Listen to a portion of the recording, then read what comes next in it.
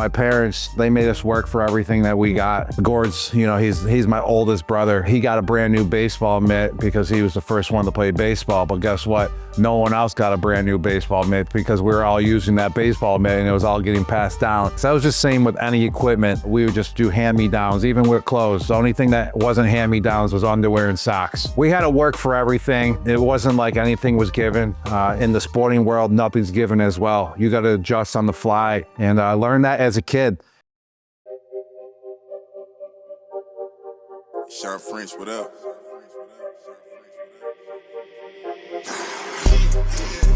This one luck, I let the pain inspire me. I put my all in everything I'm doing. Up until it's done, I'm me for the entirety. I put it in overtime, I be working. Just know I'ma go for mine, cause I earned it. They watching, I know it's time. I confirmed it.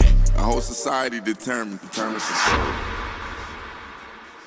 What's up, everybody? Welcome back to another episode of the Determined Society. I'm your host, Shawn French, and today we're at a special venue for Advanced Solutions' second annual sales meeting. And I have a special guest today, four-time Super Bowl champion, five-time Pro Bowler, and a no-doubter, first ballot Hall of Fame, Rob Gronkowski. What's up, baby? Wow, how you doing, man? I'm good, man. That was impressive. You just knew my accolades like that. It's not like I'm a pro that you're reading it off. It was just in back of your head. You remember that, you know? I didn't even know. What was I? Four-time All-Pro, five-time Pro Bowler? You were a five-time Pro Bowler, four-time first team, what's that called? All-Pro. Yeah. Damn, that's impressive that you know that, man. That's doing your homework. That's what I'm talking about. You were determined right there. Son of a gun. That's being determined. Dude, real quick, how's Ralphie? Yes, Ralphie's doing real good. Yeah. I mean, that guy is determined to make sure I bring him for a walk in the morning, in the afternoon, and at nighttime as well. But he's just a French bulldog living his best life. He's got two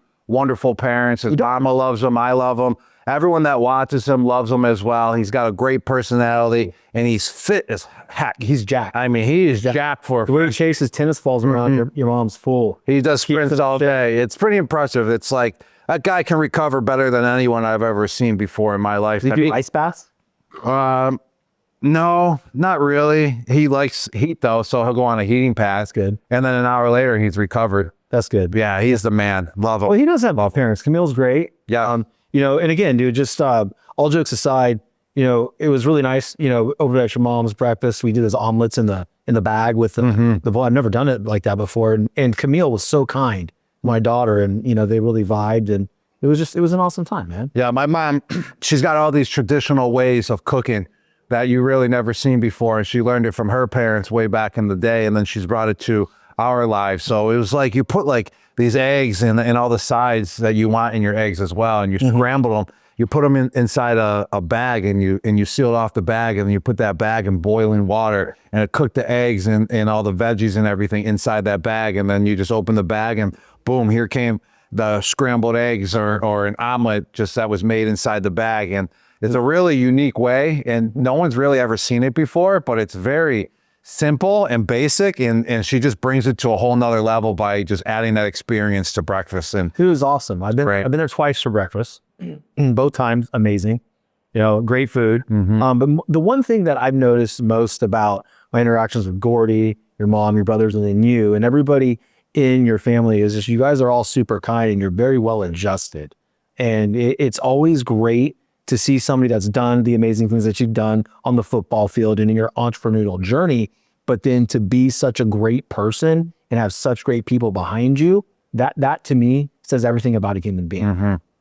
Yeah, I appreciate that, man. I appreciate that, you know, love and support to my whole entire family, because you weren't just recognizing myself there, you're recognizing my family. And that's just how we were brought up, you know. My parents, they made us work for everything that we got. You know, they could have easily handed us anything, but they really made us work for it. For example, Gord's, you know, he's my oldest brother. He's 6 years older than me. And then, you know, he got a brand new baseball mitt because he was the first one to play baseball. But guess what? No one else got a brand new baseball mitt because we were all using that baseball mitt and it was all getting passed down. And that was the same with our hockey skates. That was the same with our hockey pants. That was just same with any equipment that you needed for whatever sporting event that you were playing in. And we would just do hand-me-downs, even with clothes. The only thing that wasn't hand-me-downs was underwear and socks, which thankfully my parents bought us new underwear and socks. That's good, man. But I'm sure that we did There might have been crossover. have some crossovers there. Crossover with no doubt, but we had to work for everything, you know. It wasn't like anything was given. In the sporting world, nothing's given as well. You got to adjust on the fly to whatever's presented in front of your face, to whatever the opponent is bringing to the table. And every single week, you're going to face a new opponent. So you got to adjust your game. You got to adjust on the fly. And I learned that as a kid. And where I really learned how to adjust was just going versus my brothers. And also, you know, as a kid, and also going versus all my brother's friends. I mean, they had so many friends over on a daily basis. They're all 2 years older than me, 4 years older than me. And I had to adjust my skill set and adjust how I played versus these, you know, they felt like grown-ups to me at the time, because a 2-year, 4-year age difference when you're 6, 8, 10 years old is a tremendous age gap.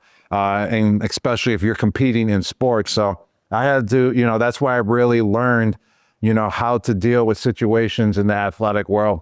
Yeah. You know, I think what's interesting too is, and for the audience, I really want you to key in on this, because, you know, you've had this illustrious career. You've built multiple businesses. Your brothers have had, you know, professional careers. In fact, two of your brothers also won Super Bowls.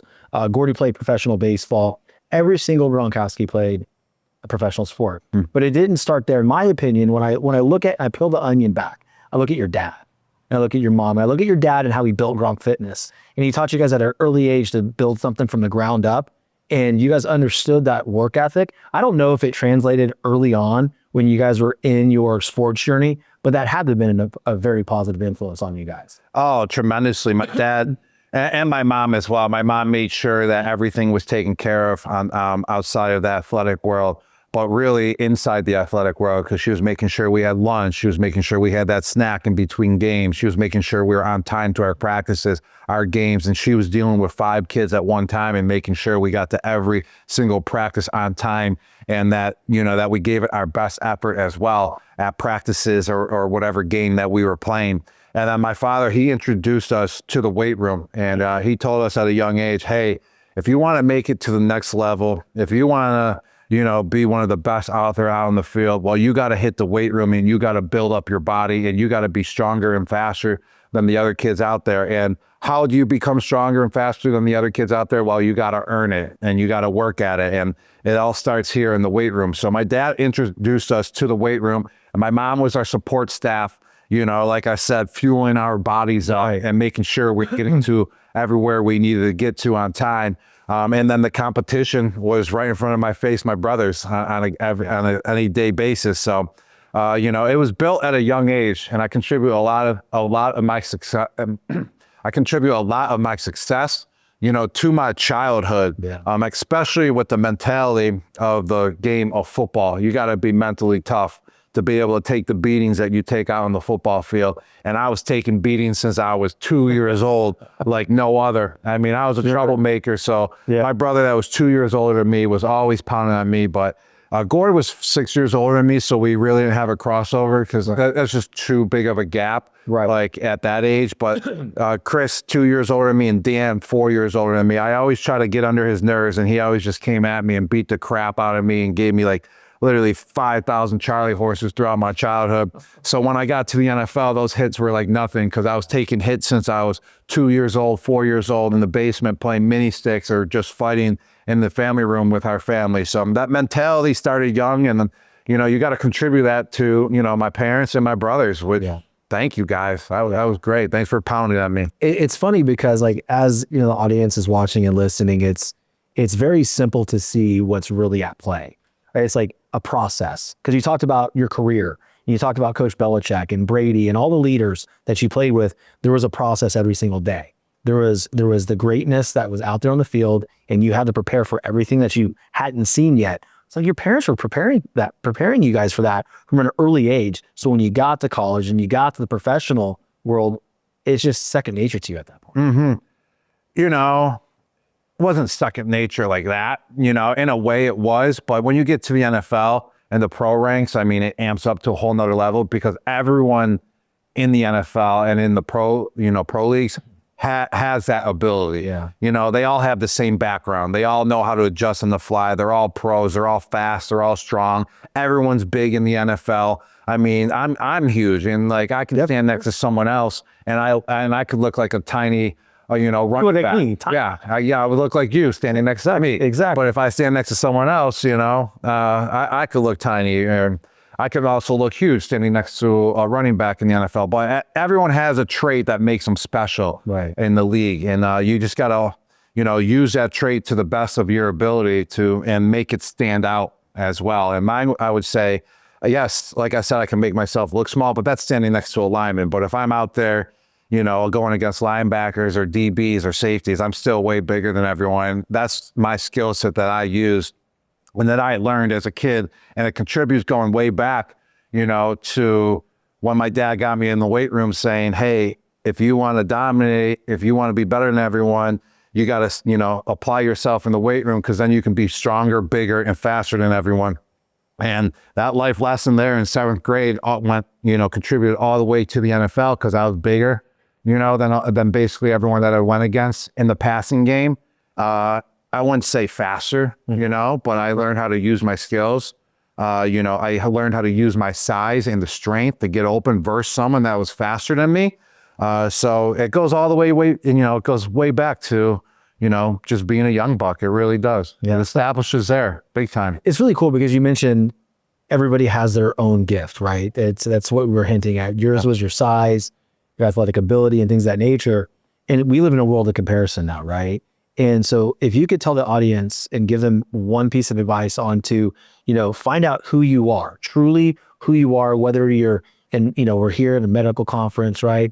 If you're a medical company, if you're an athlete, but that one special thing for you, how to stay within that scope and not compare yourself to others. Whoa, that is a great point. I mean, especially with social media, all the pictures and everything, everyone tries to compare to what's going on, to what you're seeing, on that Instagram picture or whatever they're saying out there on Twitter or X or whatever it is. And everyone's comparing themselves to that. But, that's really not the case, like how it shouldn't go about, It's good to see other people have success and everything, but to compare yourself and feel like you need to be to that standard, isn't truly appropriate. I mean, you got to find that will that you have. You got to find that trait that you have that stands out, that no one else has. And like you said, mine was being bigger than everyone and using my size, which I did. I mean, without my size, my skill set doesn't make sense then. Like, it only makes sense because of my size. So I knew how to use my size to my ability. And Tom always said that too. Hey, you want to get open this guy? He's like, I'm not going to throw it to you if you're trying to be faster than the guy. He goes, I can tell you're trying to be faster than the guy. That doesn't work out. I won't throw you the ball because he's going to make an interception. He goes, but if you're using your skill set, you're using your body to get open, well, then guess what? The speed doesn't matter because then the guy can't get around you. But when I'm trying to outrun him, he's going to outrun me because I'm not using my body. He's like, just use your body. I'll throw you the ball every time. You're open every single play. So then therefore, I'm not comparing myself to the guy that's running a 4.4 anymore. Right. Because I was comparing myself. Oh, I wish I was running a 4.4. But really, I was never going to. But I was comparing myself to him because I wanted to be like that. But I truly found my own, special trait. And that's just my size, using the body. And everyone else too that's out there, no matter whatever job or business that you're doing, find that little special gift that you're given and apply it to the world and don't really compare yourself. I mean, it's good to, learn from other people, but you got to find that one thing within you that's special and apply it to life. Love it, man. That's great. I mean, I'm drinking these Coors Lights. These Coors Lights are good. I'm on fire right now. I'm really thinking the Coors Light, cold as Rockies. What can I say? It's the coldest. I want a phone call. Mm-hmm. Yeah, so these are great. You mentioned they're making me feel like a genius, like Einstein right now. Robert Einstein. Yeah, I love it. You're freaking crack up, dude. Good Lord. And I only have three quarters of one. Yeah, and so freaking A, man.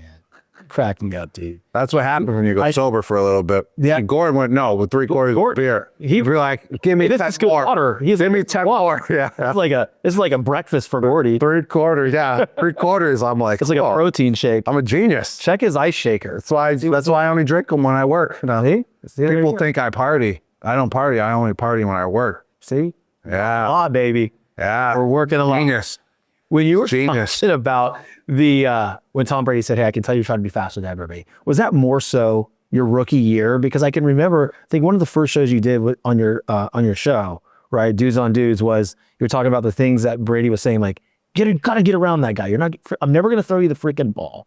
Like, was that it? Is that what you're talking about? Yeah, it definitely applies to those situations, especially in my rookie year, because rookie year, I was 20, 21 years old, and I think I knew it all and all that good stuff. And you're not really listening to anyone. Oh, I made it to the NFL.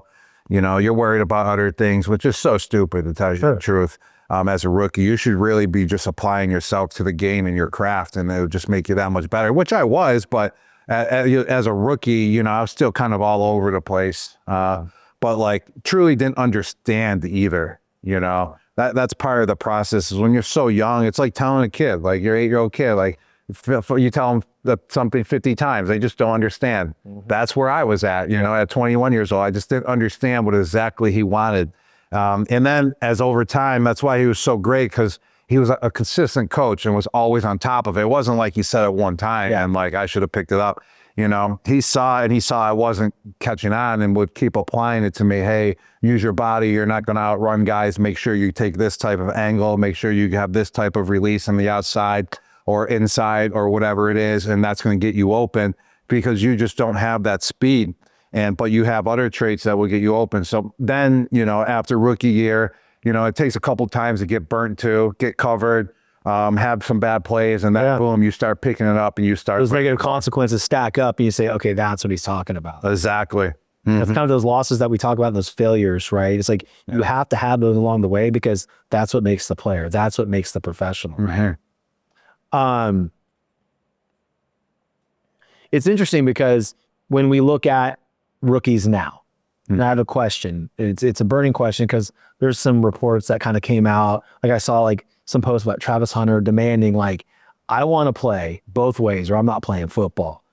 What has social media and NIL done? And not just Travis Hunter, just in general, but like specifically, but in general. Because I feel like back in your heyday, you're like, hey, I'm going to go play football. I'm excited. Now it's like, I want X, Y, Z. Yeah, I mean, it's just a whole different era, and you got to adjust to the era. So, I mean, it is what it is now. If you ask me, I would have never wanted to grow up in that era, definitely in college. I just got out of college where it was like the social media and cameras all over the place. And thank God, because I would have never. I would have been torched. I wouldn't be sitting here with you. Everyone would have been torched. And you really think about it now, you're like, that kind of blows. Like everything's on camera now when you're in college. Like the superstars can't go anywhere. Like any NFL player, any college player that's pretty decent at a high program, you can't probably go to any party or anything and just live a normal life. And when you're that age, I'm thankful that I didn't really come onto the scene until like 22, 23 years old, 24 years old. Cause like I was way too young. I wouldn't have been able to handle situations, especially just thinking about it too, going out like at 18, 19 years old, you just want to live a normal life. Like, I don't want to be in the spotlight. Yeah. And I feel like I came in the spotlight at the right time in my life where I kind of knew how to handle it. Things were getting thrown my way. I was old enough now and mature enough now. But NIL, it's great. I think there needs to be a handle on it as well.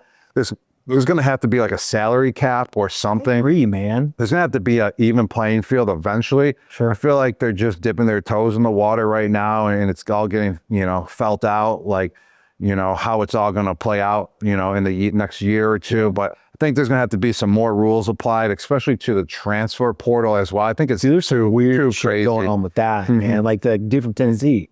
Yeah, it's crazy. I mean, I think it's good for the players. I just think it needs to be adjusted a little bit, which it will be because it's new and fresh. And once it gets adjusted and the rules start getting applied, like I think it would be good. It'd basically be like the minor leagues of the NFL. Yeah. And I mean, these kids are bringing in thousands and actually millions of dollars to these, universities. So yeah, I mean, pay them. I mean, Ohio State, they sell 110,000 tickets a game. Like, and the players were getting nothing before. I mean, that's the tip of the iceberg. Yeah. Because you have the merch, you have everything else. Exactly. I agree. I think, when NIL kind of came, we're like all excited about it. We're like, but wait, what's going to happen with it? And now we're starting to see, in my opinion, the ugly part.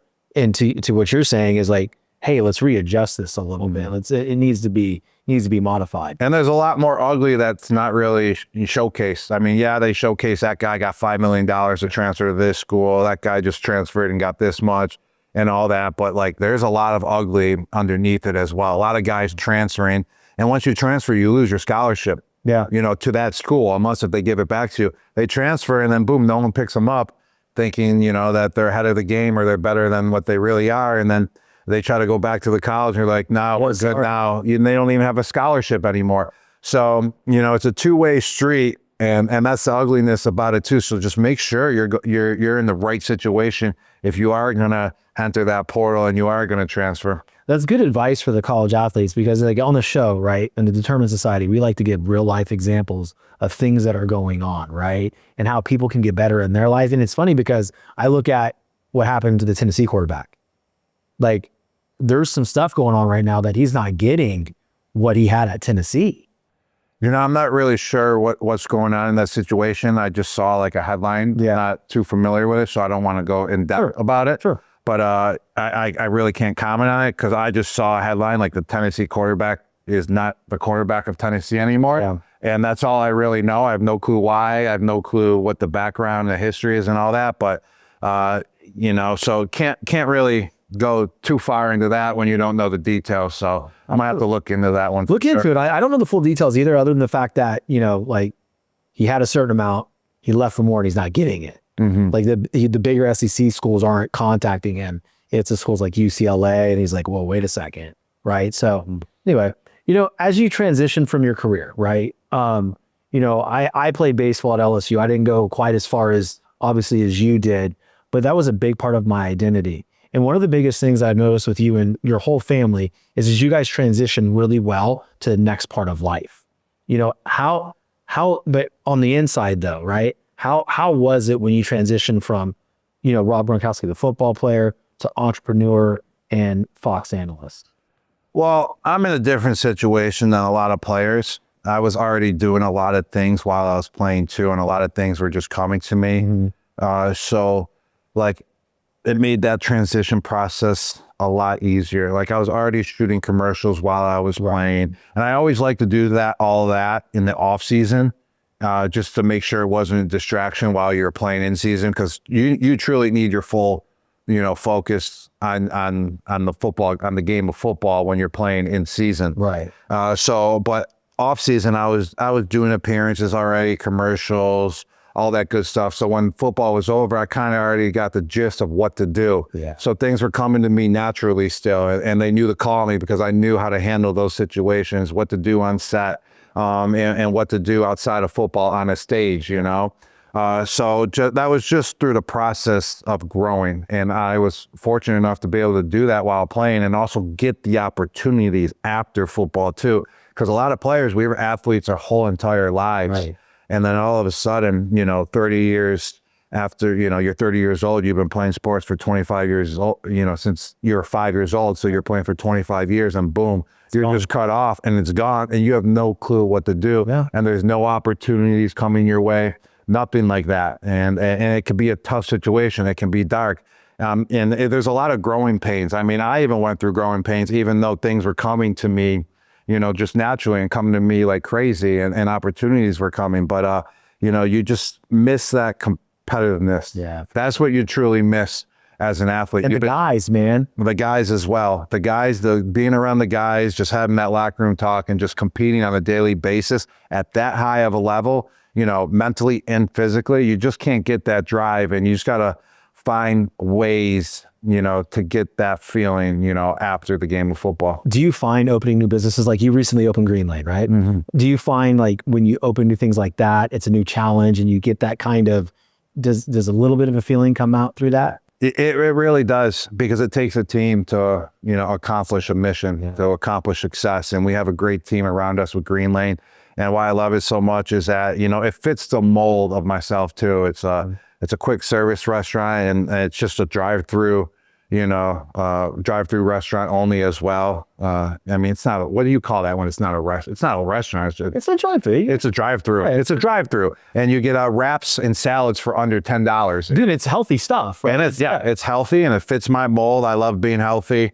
I love working out still, love being active. And you got to fuel your body with the right nutrition in order to keep going on a daily basis. And Greenlane offers that. It really does. And just to be a part of it and just to see Greenlane grow, it makes you feel accomplished, and it makes you want to keep going. It gives you something to look forward to as well. And it's just that drive, that passion for something. And just to have that team around us too, that created the concept of Greenlane and to have me come in and just to help build it, especially in the city where I won a Super Bowl in Tampa. It's fun. And every time we open up a new store, you thrive off of it. It's sick, man. Like, I want to touch on that because, you left New England, right? After much success.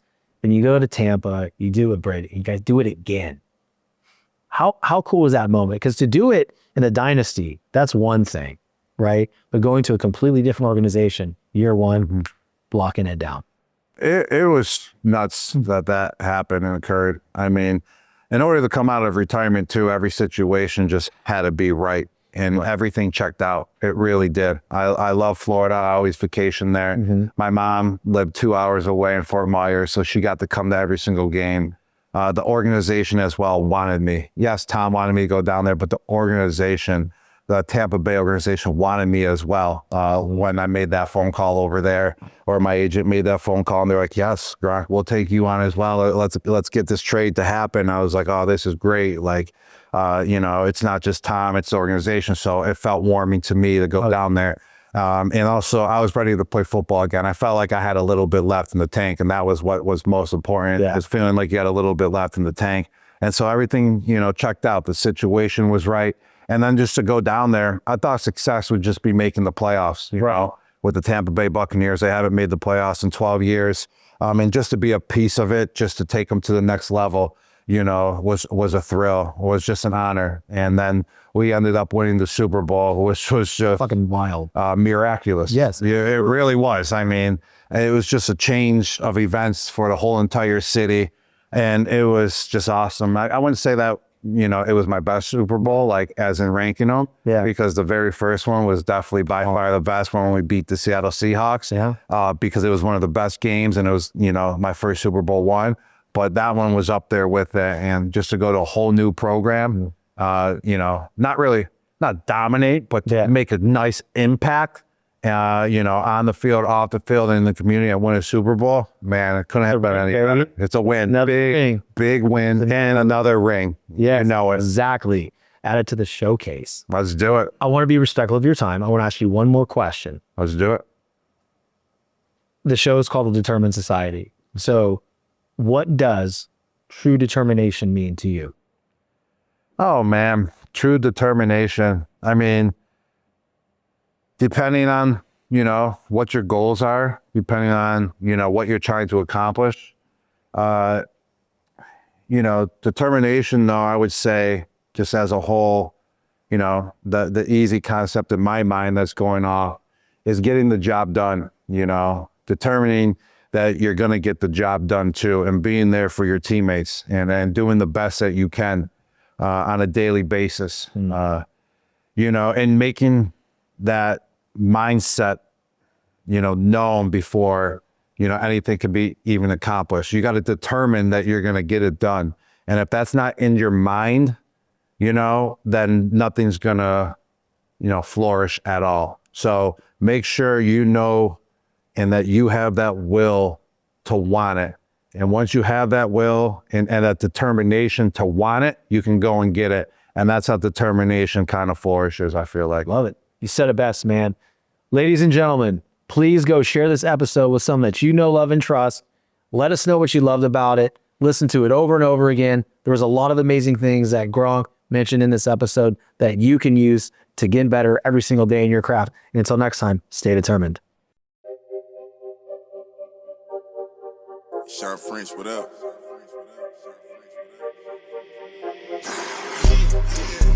This one one luck, I let the pain inspire me. I put my all in everything I'm doing. Up until it's done, I'm me for the entirety. I put in overtime, I be working. Just know I'ma go for mine, cause I earned it. They watching, I know it's time, I confirmed it. A whole society determined to show.